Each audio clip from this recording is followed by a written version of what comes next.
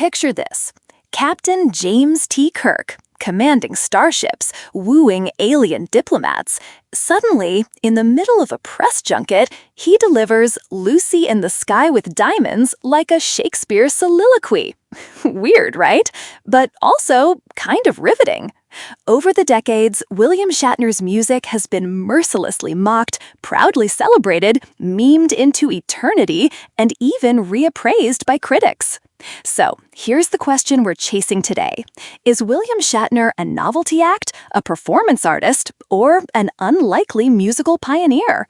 I'm Mara Kelso, and with me, as always, is Dr. Lionel Park. Lionel, ready to boldly go into the grooves?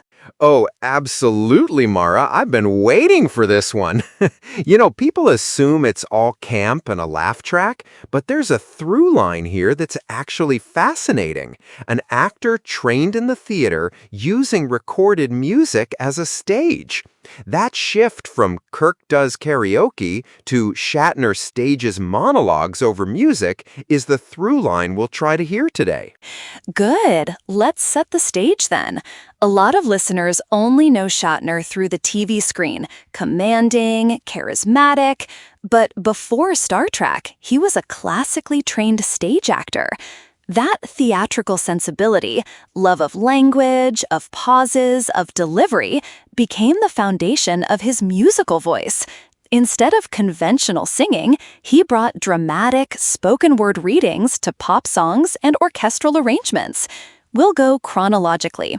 His 1960s experiments, the camp years, the big reinvention in the 2000s, a decade of wild genre hopping, and then what comes next for a performer who's still making noise in his 90s. Right, and the early stuff is crucial. Let's talk The Transformed Man from 1968, Shatner's first major record. Mara, tell us why that album still gets people's teeth on edge. The Transformed Man is glorious and ridiculous simultaneously.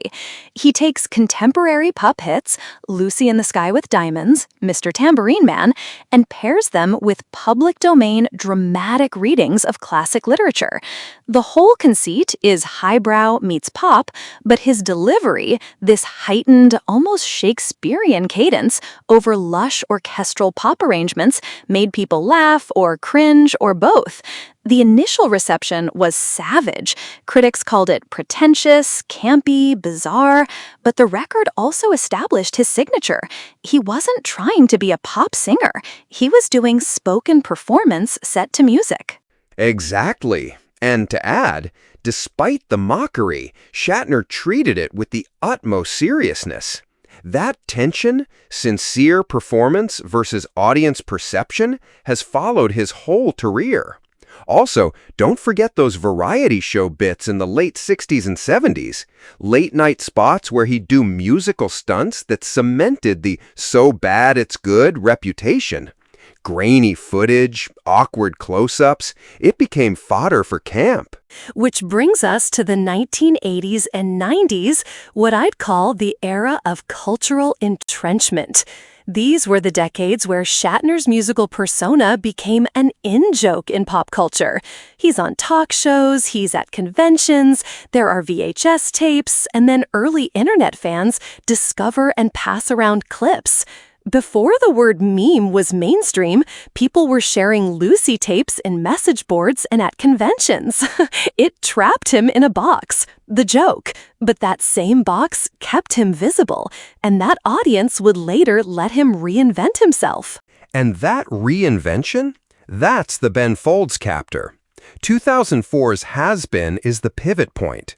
Ben Folds produces, Amy Mann and other indie figures collaborate, and suddenly Bill Shatner's music looks very different. Rather than novelty covers, the album features original material, introspective, weirdly vulnerable songs that fit his theatrical spoken-word approach. Common People, the Pulp cover, recast as this dramatic monologue. That track alone reframed public perception. Oh man, Common People? That's the one that often makes listeners stop laughing. The combination of Ben Folds' arrangements and Shatner's self-aware, almost rueful delivery makes it land emotionally. Then there's That's Me Trying with Amy Mann, another track where he's not lampooning himself, he's confessing. Critics started to see if you remove the expectation that he's trying to be a conventional singer, what remains is a compelling performance artist using voice as instrument. Lionel, did reviewers actually flip on this? They did. Many critics called Has Been a comeback in the sense of recontextualization. It wasn't that suddenly he could sing like Streisand, no, but the album proved he could carry a record as a persona. Importantly, artists who worked on it respected him. Ben Folds didn't joke. He treated the material seriously. That validation matters. From there, he doubled down on concept albums. The 2010s are where Shatner becomes a sort of musical chameleon. Well, a theatrical chameleon. Seeking Major Tom, 2011, is brilliant in its own way. An entire record of space-themed covers, Space Oddity, Bohemian Rhapsody, with guest musicians across rock and alt scenes. It's him mining his sci-fi identity, but doing it as performance art. And then Ponder the Mystery in 2013 goes even weirder. Psych, prog elements, long meditative passages. He works with Billy Sherwood and veterans from the prog rock community. It's less about pop hooks and more about atmosphere and abstract monologue. He's essentially treating albums as one-man stage shows. Each project has a concept, a texture, a set of collaborators who can realize a mood. That's intentional artistic practice, not random novelty. He's also dipped toes into country, blues, and holiday records, Shatner Claus. And yes, there are others that feel novelty adjacent, but he approaches each genre as if it's a different stage to perform on. The pattern is consistent. Concept first, then delivery. Quick aside, Lionel, what do you make of his collaborators? Ben Folds, Amy Mann, Henry Rollins, members of Yes? This is an odd crew. It is odd, and that's the point. Collaborators see him as a character with incredible dramatic potential. Henry Rollins brings intensity that complements Shatner's theatricality. Yes members bring prog textures that match Ponder the Mystery. For many younger musicians, working with Shatner is a playful way to add narrative color to a track. They treat him like an instrument with a personality, sometimes comic, sometimes haunting. And those collaborations helped reposition him in the cultural imagination. He wasn't just a joke on late-night TV anymore. He was a guest artist whose presence altered the atmosphere of a song.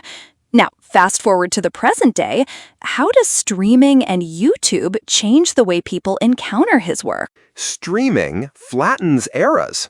A listener can go from a 1968 oddity directly to Has Been or Seeking Major Tom and hear the arc in one sitting.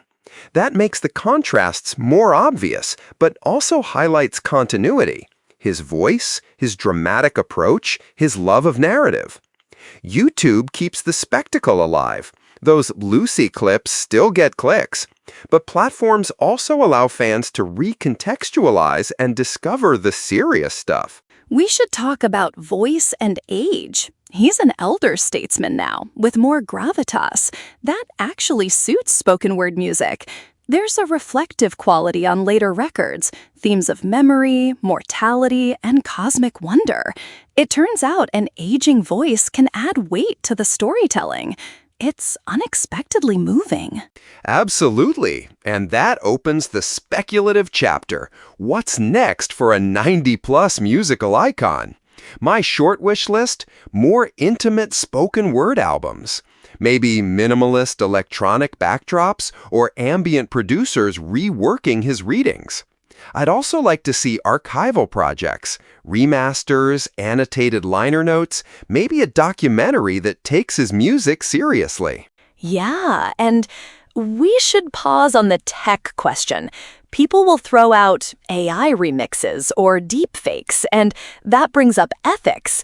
If a producer wants to remix a 1968 vocal, consent and legacy curation matter. I can imagine both tasteful reimaginations and weird exploitative stuff, so conservation of intent matters here. Good point. But there are exciting possibilities too. Younger producers could remix his monologues into ambient or electronic pieces that highlight rhythm and breath. Or DJs could sample his cadences into new works. If done respectfully, that could introduce him to an audience who's never seen Star Trek.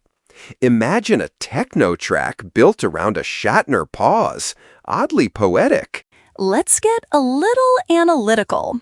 Is he a novelty or a pioneer? I like to argue he's both. He started in the novelty column because the presentation clashed with mainstream expectations for music. But when you look at intent and consistency, he repeatedly treated recorded music as theater. In that sense, he anticipated later avant-pop and spoken word experiments. He's a forerunner of artists who use voice as narrative, not melodic instrument. I agree.